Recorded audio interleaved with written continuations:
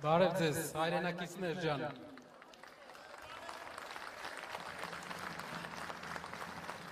Մենք գտնվում ենք Հայաստանի ազատության հրապարակում։ Ինչու ենք այսօր այստեղ կազմակերպել մեր հավաքը։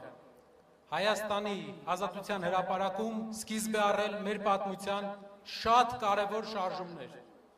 Առաջինը այստեղ է սկսվել Ղարաբաղյան շարժումը։ Երկրորդը այստեղ է սկսվել Հայաստանի անկախության շարժումը։ Եվ երկու շարժումները մեր հայրերը հասցրել էին դեպի հաղթանակ։ Այսօր մենք մեր ձևով շարժման անդամները եւ կամավորները սկսում ենք երրորդ շարժումը, Հայաստանի վատ շրջանի ավարտի շարժումը եւ վերակառուցման շարժումը։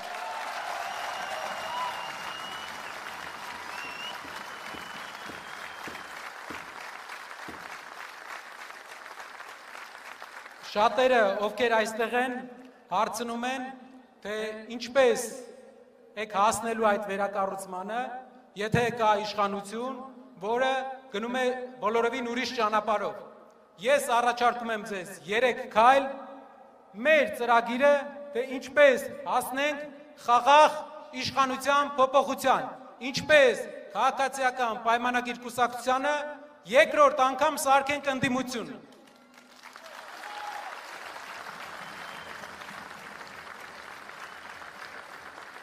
Քայլ համար 1.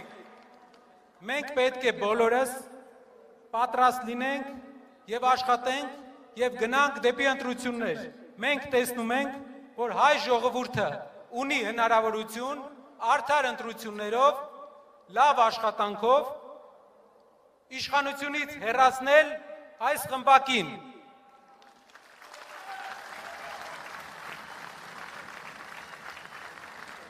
Շատերը կասեն, Նարեկ ջան, ինչպես ենք մենք իշխանությունից հեռացնելու նրան, եթե նա ունի պետական ռեսուրսներ,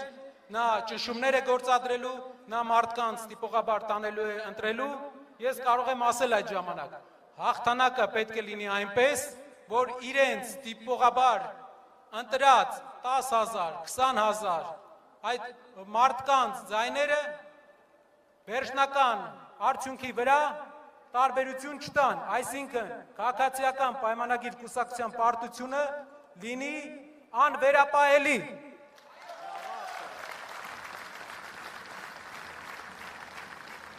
Իսկ ինչ պետք է բոլորս անենք դրա համար, ամեն մեկս, ովքեր այստեղ են, գիտեմ, որ շատ մարդիկ իրենց գործը թողել, եկել են այստեղ, որպեսզի հարցերի պատասխան լսեն։ Կարևոր հարցերի պատասխան։ Լավ, ինչ անենք, որպեսզի այդ օրը 1 օր շուտ գա։ Ինչ ես դու առաջարկում։ Շատ շարժումներ են ունեցել։ Մեր հայրենիքում շատ շարժումներ են եղել, որոնց ինչ պատճառներով չեն հաջողվել։ Ինչն է ձեր առաջարկը։ Իմ առաջարկը մի բանն է։ Այստեղ կան տասնյակ հազար մարդիկ, տասնյակ հազար Հայաստանի քաղաքացիներ։ Բոլորս եւ ամեն մեկս, եթե աշխատենք ակտիվ եւ խոսենք մեր շրջապատի հետ։ Բոլորի հետ պետք է մեր շրջապատում խոսել, բոլորին պատմել ճշմարտությունը, համբերատար հարևանների, բարեկամների, բոլորի հետ խնդրում եմ, սա է ճիշտ ճանապարհը։ Խոսեք, պատմեք, բացեք այդ մարդկանց աչքերը, որովհետեւ այն ինչ մենք գիտենք, հնարավոր է այդ մարդիկ չգիտեն։ Եթե ամեն մեկը այստեղի գտնվող տասնյակ հազար մարդկանցից 3 հոգու կարողանա այնպես անի, որ նրանց աչքերը բացվեն, որ նրանք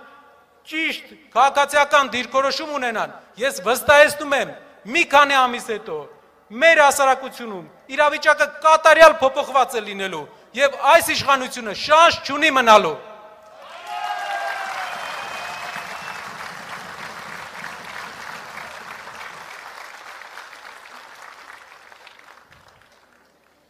Եվս մեկ անգամ խոսենք, շփվենք, իրազեկենք մեր հարազատներին, մեր բարեկամներին, մեր հարևաններին, պատմենք նրանց ճշմարտությունը եւ դա է այն աշխատանքը, այն խաղաղ պայքարը, որ այստեղ գտնվող յուրաքանչյուր մարդ կարող է անել եւ այս հրապարակում է իշխանափոխության ոգին նետված, այս հրապարակն է որոշելու իր աշխատանքով իշխանափոխություն կլինի, թե ոչ։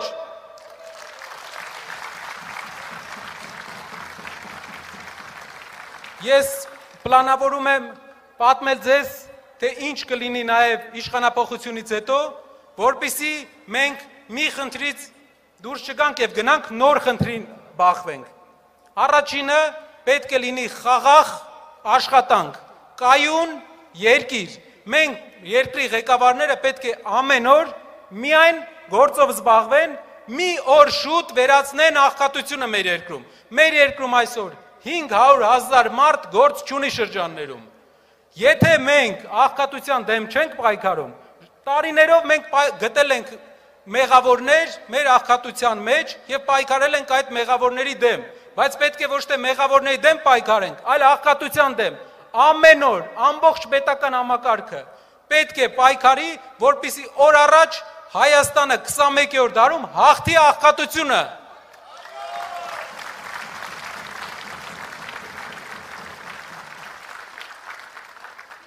Բոլոր շրջանները,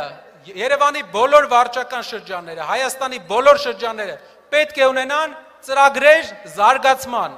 Մի շրջանը արդյունաբերական, մի շրջանը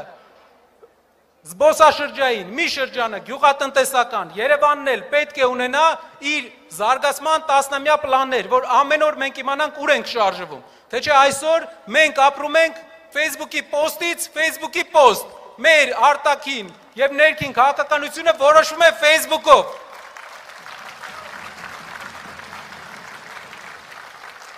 Իշխանափոխությունից հետո նաև մենք խոսք ենք տալիս,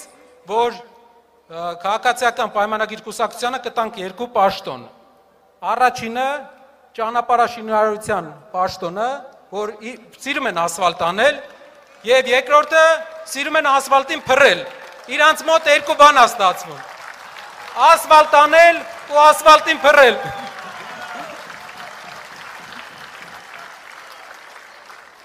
Ինձ թվում է իրենք գոհ կլինեն, քանի որ իրենց կյանքում մեծ բան չի փոխվի դրանից հետո, որովհետև հիմա էլ դրանով են զբաղված։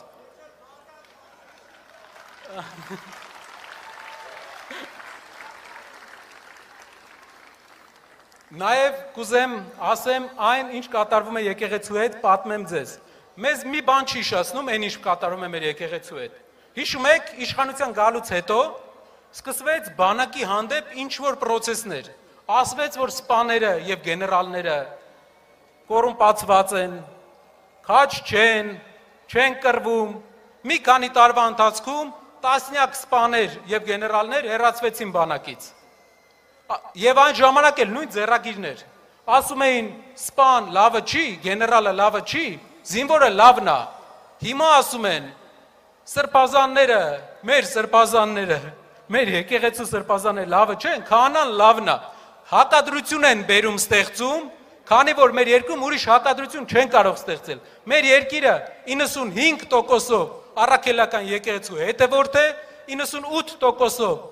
հայ ազգի ներկայացուցիչներ են այստեղ ապրում եւ որևէ ուրիշ հակադրություն Հայաստանում, բացի ղեկավար եւ ոչ ղեկավար հակադրության, նրանք չէին կարող ստեղծեին։ Այդ իսկ պատճառով նրանք ստեղծել են այս հակադրությունը, որպեսզի կարողանան քանդեն այս կառույցները։ Հիմա ձեզ հարց եմ տալի։ Մեր այսօրվա բանակից է Ադրբեջանը ավելի շատ վախենում, թե 7 տարի առաջվա։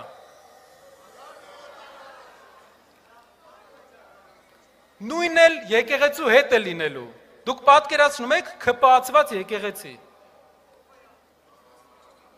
Պատկերացնում եք, նրանք ուզում են եկեղեցին սարքեն հարսանիք անող կառույց, բայց եկեղեցին մեր ազգապահպանության հիմնասյունն է։ Ու դա նրանց մոտ չի հաջողվի։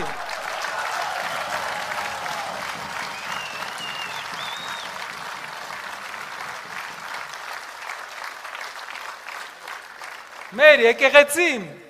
անպաշտպան չի։ Մեր եկեղեցու պաշտպանները այս 10,000, տասնյակ հազար մարդիկ են այստեղ։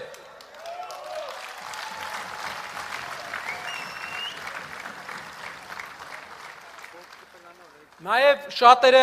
հարցեր են տալիս, ասում են, լավ, բոլոր քաղաքական ուժերն էլ խոստացել են, բոլոր ղեկավարներն էլ խոստացել են, որ մենք ապրելու ենք ավելի բարեկեցիկ երկրում։ Լավ, ձեր առաջարկն ուրիշների առաջարկը ինչով է տարբերվում։ Ասեմ, ինչով է տարբերվում մեր առաջարկը։ Պատկերացրեք, քաղաքացիական պայմանագիր կուսակցության ղեկավարը, հայկական ժամանակի գլխավոր խմբագիրը, քանի հոգու, քանի մարդու կյանք է բարեկեցիկ դարձրել, մինչև վարչապետ դառնալը։ 5, 4, 3, քանի մարդու է նա կարողացել բարեկեցիկ սարքի։ Իսկ քանի մարդու է կարողացել Սամվել Կարապետյանը։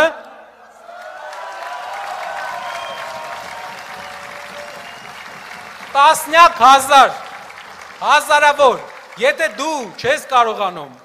10 հոգու բարեկեցիկ սարքես, ինչպես ես մեր ամբողջ ազգին տալու բարեկեցություն, պետք է ազգին մեր պետությանը կառավարի մարդ, ով կարողացել է տասնյակ հազար մարդկանց աղքատությունից հանել և բերել բարեկեցության։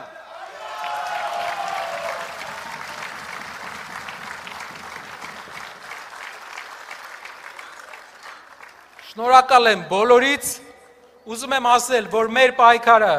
լինելու է խաղաղ, բայց հետևողական։ Մենք հետևողական գնալու ենք առաջ, ինչքան հետևողական հարձակվեն մեր եկեղեցու վրա, այնքան հետևողական էլ մենք կպաշտպանենք մեր եկեղեցին։ Ինչքան հետևողական փորձեն ինչ-որ ձև թուլացնել մեր հասարակության ակտիվ մասին, այդքան հետևողական էլ մենք ցույց կտանք մեր ուժը և միասնականությունը։ Շնորհակալ եմ։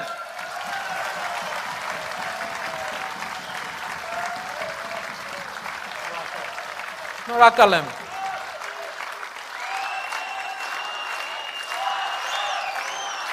Ազատություն, ազատություն, ազատություն։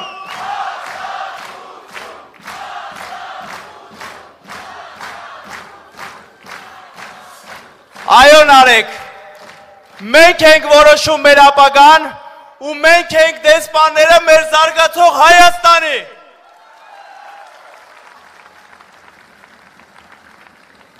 Հիմա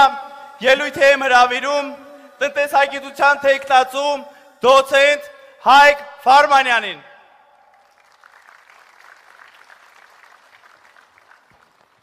Ողջույն, սիրելի ժողովուրդ։ Ինչու ենք մենք այստեղ։ Ժողովուրդ, խնդիրը շատ պարզ է։ Մենք այստեղ ենք բարձրացնելու մեր ձայնը